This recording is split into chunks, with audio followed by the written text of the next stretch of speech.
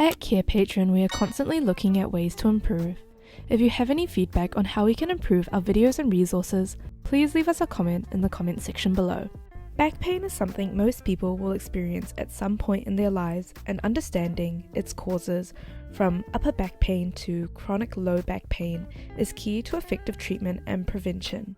Back pain can result from physical factors, emotional stress, or a combination of both, each affecting individuals in unique ways. Let's start with physical causes. Physical back pain can stem from a variety of factors, often linked to lifestyle or underlying medical conditions.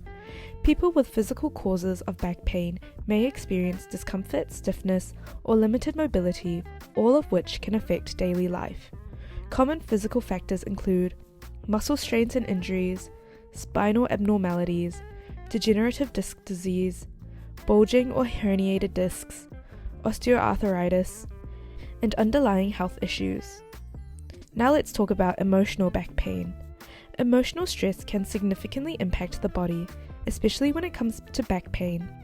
This type of pain is not just in the mind, it manifests physically due to emotional or psychological factors. Psychosomatic pain can be triggered by stress, anxiety, depression, trauma, or unresolved emotional conflicts. According to the International Association for the Study of Pain, depressive symptoms can intensify back pain, making it harder to cope and even increasing the likelihood of related mental health conditions like anxiety and depression. At Carepatron, we offer tools like our back pain location charts to help identify and document pain effectively. For example, the upper back pain location chart visually represents where pain occurs in the upper back, and the back pain location charts offers a full scape of the back. Using our printable back pain location chart can significantly improve the documentation of symptoms. Here's how you can make the most of it. Download the chart. Start by downloading the free form from our resource library linked in the description below, or sign up to Carepatron for free, where you can access it through our templates library and app. Fill out the patient information.